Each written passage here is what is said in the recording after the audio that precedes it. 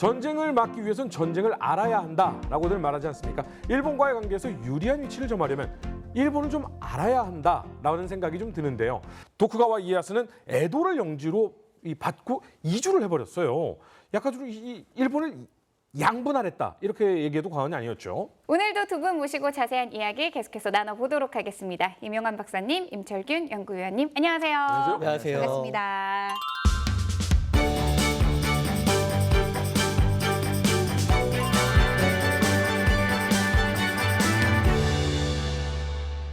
도요토미 히데요시 그리고 도쿠가와 이에야스 관동과 관서로 힘을 약간 양분할했다라는 생각이 드는데 이제 그냥 서로 힘을 키우는 건가요?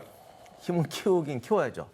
이게 사실 둘이 타협을 하고 도요토미 히데요시가 1인자가 되고 도쿠가와 이에야스가 신하가 되는 형태를 취하게 됐지만 이게 서로 인질 교환도 있잖아요. 네. 그러니까 이건 거의 그냥 동급이고 팽팽하게 맞서고 있는 거예요. 서로 이해관계 때문에 참는 것이고 이게 이제 앞으로 맹렬하게 세력을 확장해서 언젠가 누가 대장이 된다라는 거는 뭐 암묵적으로 알고 있는 거지. 10년 후에 보자. 그럼 이때부터는 발전 방향, 약간 이 지역의 방향성이 좀 달라지는 거예요.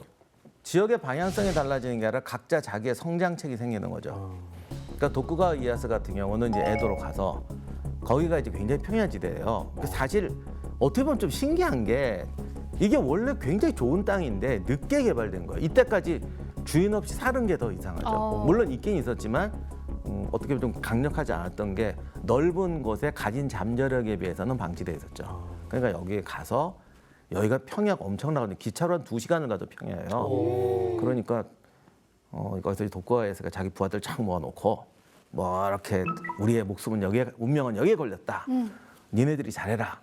그래서 진짜 이게 유명한 얘기가 세금도 반밖에 안 받았대 딴 지역에. 그럼 도요토미는요? 도요토미는 크게 놀았죠. 자기는 이제 통치를 해서 전국적인 구조로 세력을 키워야지. 그러니까 사실 1인자라고 그러지만 다 본건 영지들이잖아요. 쉽게 말하면 국가 제도를 가지고 나는 부하 권력을 키우겠다. 그럼 도쿠가와 이에야스는 사실은 지역구에서 뭔가 자기 힘을 막 키웠다고 하면 그렇죠. 도요토미 히데요시는 이 전체에서 크니까 커가는 속도도 뭐 상대가 안 됐겠네요. 애매한데 둘이 승부를 그러니까 다른 방식으로 지금 달리기 시작한 거예요. 네. 자 그런데 사실은 도요토미 히데요시 하면은 임진왜란이 생각나죠. 네. 여러 가지 학설이 있어요. 국내에서 연구한 학설도 있고 일본에서 연구한 학설도 있습니다. 근데 국내에서 연구한 학설은 주로 도요토미 히데요시 개인의 뭐 정복욕이라든지 야망이라든지 이런 어떤 개인적인 성향에 대한 연구가 하나가 있고 다른 하나는 간접적으로 다이묘들의 세력들을 소진시키기 위해서 뭐 했다라는 설이 국내 연구에서 하나가 있고요. 일본에서는 조금 다릅니다. 일본에서는 도요토미 히데요시가 중앙 집권화 정부를 만들어가는 과정이어서 그 일환으로 어떤 내부가 시끄러울 때 외부를 쳐서 내부를 안정시키려고 했다라는 설이 하나가 있고 다른 하나는 이 당시에 주요한 교역 화폐가 은이었거든요. 이 은 교역로를 장악하려는 욕망이 있었다. 이런 학설도 있어요. 넘버 2. 네. 도쿠가와 이에야스. 네. 이 사람도 출진을 해요. 아니 오라는데 가야죠. 안 가면 큰일 나는데. 했어요. 도요토미 히데요시가 오라고 했어요. 네, 그래서 나고야성까지는 가요. 자기 병력들 이끌고. 원래는 히데요시가 직접 조선에 가서 친히 지휘를 하려고 했어요. 그런데 히데요시가 가겠다고 하니까 도쿠가와 이에야스도 주군이 가면 저도 따라가겠습니다라고 했거든요. 그 히데요시 입장에서는 이걸 둬도 골치 아프고 데려가도 골치 아프고 보내도 골치 아픈데 보낸 더안 되죠. 더 골치 보내면. 그러니까 그냥 차라리 냅두고 승부를 걸자 이렇게 생각했던 거죠. 네, 도요토미 히데요시는 단기전이라고 생각했다는 거잖아요. 네. 근데 단기로 끝나지 않았던 가장 큰 이유는 이순신 장군님이 계셨기 때문이 아닌가. 그냥 보급로를 끊어가면서 야 이거 전투를 어떻게 수행해야 되냐. 그러니까 맞습니다. 북쪽으로 올라가 있던 부대들이 내려오고 장기전으로 끌어갔단 말이죠. 일본 내부에서도 이 장기전에 대한 의견들이 좀 분분히 나왔을 것 같다는 생각이 좀 드네요. 일본 내에도 이게 사료가 분명치가 않아요. 그쪽에서 하나 추정했던 말은 도요토미 히데요시한테 제대로 된 보고가 안 들어갔다. 중요한 건 뭐 그게 중요한 게 아니고 어쨌든 안 끝났으니까 네. 본인은 미련을 접지 못하고 7년이라는 긴 세월을 끌고 가게 되면서 결국은 자기 세력을 약화시키는 큰 실수를 저지르게 된다는 거죠. 그래서 이 사람이 나중에는 다이고지라는 곳에서 이제 꽃놀이 한번 성대하게 하고 이때쯤부터 아파요. 스트레스 해소하고 싶었던 네. 거예요. 아, 얼마나 스트레스 받았으면 파티까지 했겠어요. 전쟁 갑자기요? 중인데. 네. 죽기 한 2달 전부터 뭐 광난이나 뭐 설사병 이런 게 있었대요. 그래서 학계에서는 각기병에 의해서 사망했을 것이다 라는 주장이 하나가 있는데 정설은 매독이나 폐렴으로 사망했을 것이다. 히데요시는 정말 끝까지 살려고 노력했어요. 그러다 보니까 이제 아픈 것도 숨기고 어떻게든지 하여간 길을 쓰고 갔는데 결국 이제 빨리 죽게 됩니다. 근데 여기서 이제 왜 문제가 생기냐면 히데요시는 원래 아들이 없었어요. 그래서 자기도 포기해가지고 자기 조카였던 히데추크를 후계자로 양성을 했습니다. 사실 그 거의 국무총리 역할을 했어요. 그런데 본부인 이름이 네네인데 본부인은 임신을 못했어요. 그런데 젊은 첩을 뒀어요. 요도도노라고. 그만 덜컥 애를 낳아버린 거야. 아들을. 이 요도도노가 집안이 또 골치 아파요. 오다 노부나가의 처남이었고 한번 오다 노부나가를 잡을 뻔했던 아자이라고 있어요. 아자이. 예, 그 아자이가 오다 노부나가의 여동생하고 결혼해서 낳은 딸이 3명이 있습니다. 근데 셋 다 미인이었대요. 아니, 이게 노부나가의 노부나가의 직계에 그러니까. 가까운 거잖아요. 그거 직계에 가깝죠. 근데 아자이가 이제 죽으니까 어머니였던 오이치가 히데요시하고 승부를 걸었던 시바타 가스이하고 결혼합니다. 근데 노부나가도 죽고 가스이에는 히데요시한테 패해서 죽었잖아요. 네. 그렇게 되니까 오이치는 가스이하고 함께 자살했어요. 그러고 딸 셋은 히데요시의 포로가 됐어요. 그랬더니 히데요시가 큰딸 요도도노는 자기가 첩으로 삼고 또 골치 아픈 게 그 오에요는 결혼을 몇 번 했는데 노부나가 집안, 히데요시 집안하고 했는데 마지막에는 누구한테 가냐면 도쿠가와의 셋째 아들인 도쿠가와 히데다타와 결혼을 해요. 오해울까요? 네. 근데 이 셋째 아들이지만 사실은 큰아들, 둘째 아들이 제거됐기 때문에 후계자였어요. 그러니까 이 아자이의 딸 하나는 히데요시의 첩이 되고 한 명은 도쿠가와 이에야스의 며느리가 된 거야. 그러면 여지껏 후계자로 키운 이 권력자는 큰일 났다. 히데추크는 뭐 이제 뒤로 물러나야죠. 야, 뭐. 이거 물러나는 제가 게 나- 아니라 바로 제가 나 돌아- 지금 치겠네. 바로 돌아가시죠. 그래서 1593년에 히데요리가 태어났는데 바로 죽여요. 1595년에 히데추크를 할복시켜버립니다. 히데요시가 네. 히데요시는 최소한 자기가 한 15년은 더 살아야겠죠.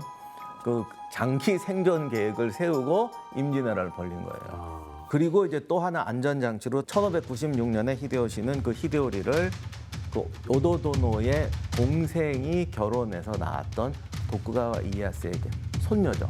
그 손녀 세님이하고 또 결혼을 시켜요. 제도적으로도 정비를 해요. 5명의 대로를 뽑아서 놓습니다. 당시 가장 실권자들, 자기 측근들 중에 도쿠가와 이에야스, 마에다 도시이에, 모리 데르모토, 우에스기 가케카스, 우키다 히데이에 이렇게 5명을 대로로 임명을 하고요. 이 대로들을 보좌하라고 부교라는 걸 또 배치를 해요. 5명을. 말이 부자지. 사실 감독하라는 거겠죠. 근데 이 부교 중에 한 명이 이시다 미스나리예요. 네. 네. 정부 이렇게 해가지고 그렇죠. 지금 놨다는 거죠. 네. 네네. 자, 근데 눈을 감자마자 무슨 일이 벌어집니까? 눈을 감자마자 칼 들죠. 네. 근데 칼을 드는 게 중요한 게 아니라 히데요시 부하들도 쪼개져요. 히데요시 부하들이 이쪽에 붙고 저쪽에 붙었어요. 그랬더니 내내 할머니께서 도쿠가와 편에 붙어버려요. 그러니까 한국에 왔던 일본군 장수 중에 제일 유명한 사령관이 고니시하고 가토 키요마사인데 가토 키요마사가 내내 편에 붙어서 오와리파하고 같이 도쿠가와 이에야스에게 가버립니다. 이건 컸죠. 이 사람은 문신들을 되게 싫어했어요. 아니 전장에서 피 흘려 싸우는 건 우린데 쟤네들은 뭘 했다고 저 높은 위치에 가 있냐. 아하. 그 가장 대표적인 주자가 이시다 미스나리였거든요. 아, 미스나리. 가토 키요마사가 싫어하는. 또 도쿠가와 이에야스가 히데요시가 죽자마자 그 전에 하지 못하게 한 게 하나가 있었어요. 다이묘들끼리 니네들 결혼하지 마라 하고 정책적으로 묶어놓은 거예요. 자꾸 결혼 동맹 맺어가지고 지들끼리 세력 불리니까 당연한 정책이잖아요. 근데 이거 죽자마자 이에야스가 다른 다이묘들하고 혼인 동맹을 또 맺기 시작해요. 그러니까 여기서 당연히 히데요시 파는 열이 받겠죠. 너 뭔데 왜 죽은 애 유지를 안 받드냐? 그게 마에다 도시예요. 그러니까 이 사람하고 도쿠가 이에야스하고 계속 마찰이 생기는 거예요. 그러면 크게 나누자면은 히데요시의 유지를 받드는 파와 도쿠가와에게 넘어간 파 이렇게 두 개로 갈라졌다고 봐야겠네요. 네. 계속 박사님 말씀해 주신 것처럼 이에야스가 주요 장소들을 포섭을 해요. 야금야금. 안 그래도 무신들은 저 문신들이 마음에 안 드는데 마에다 도시에가 죽어버립니다. 그러면서 이제 구심점이 사라져 버리니까 도요토미 가문의 가신들 상당수가 도쿠가와 이에야스에게 붙어버려요. 그 상황에서 우에스기 가케카스 대로 중에 하나였잖아요.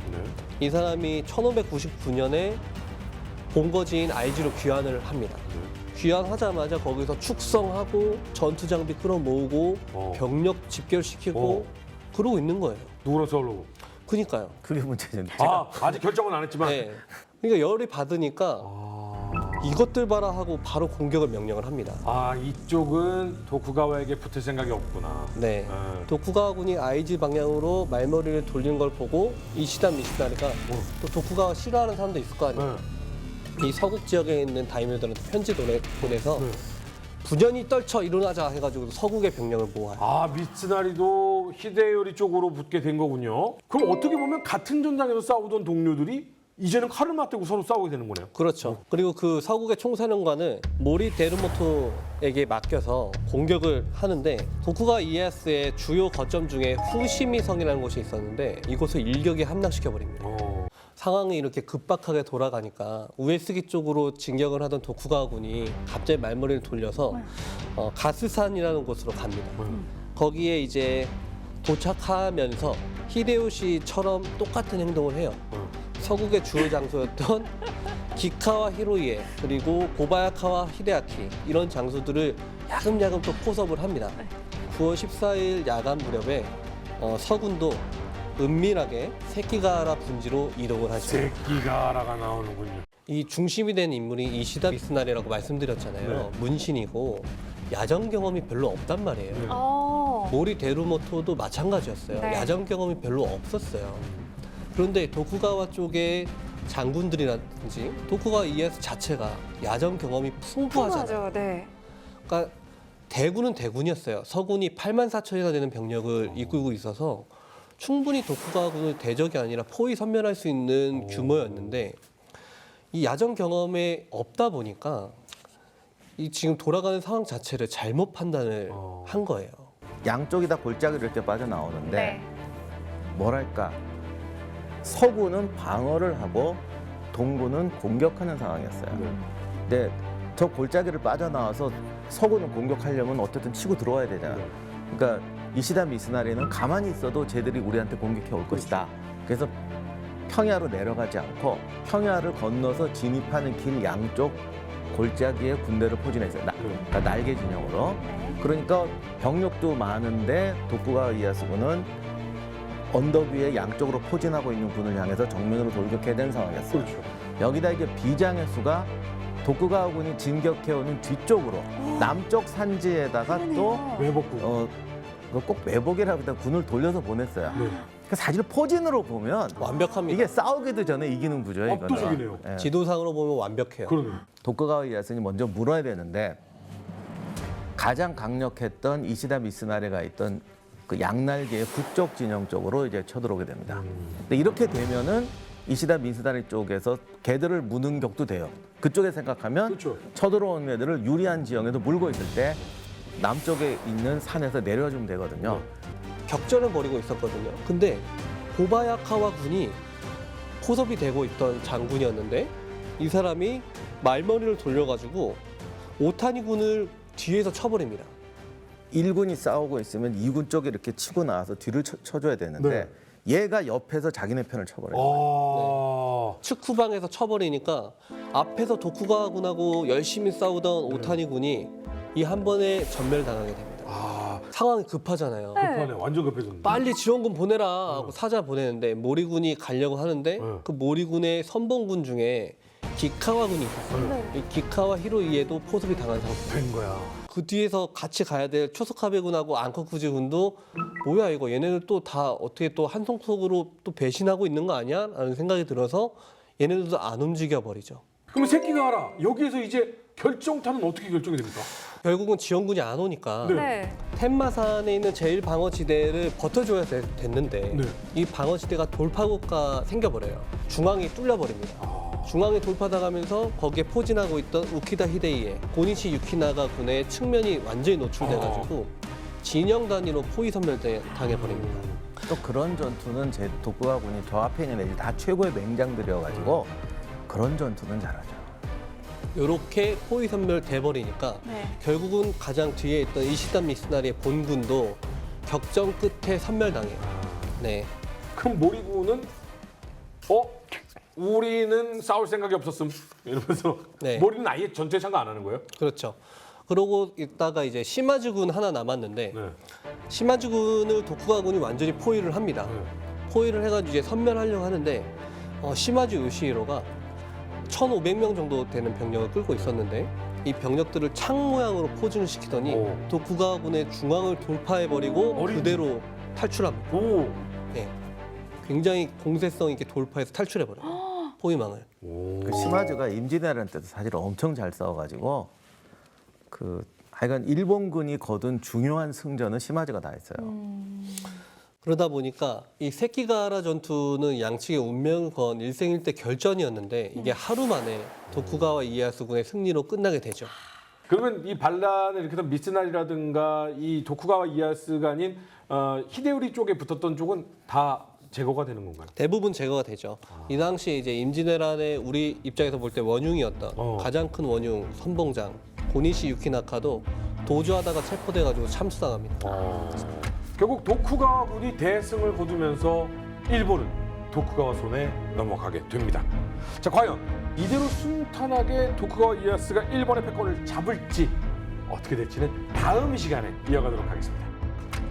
다음 이야기. 도쿠가와 이에야스는 세키가하라 전투를 통해 히데요시의 남은 세력을 제압하는 데 성공한다. 도쿠가와 이에야스는 이후 쇼군으로 임명되면서 전국시대의 새로운 패권자로 등장한다. 이후 이에야스는 히데요리를 몰아내기 위해 범종에 새긴 글귀를 트집잡아 군대를 일으킨다.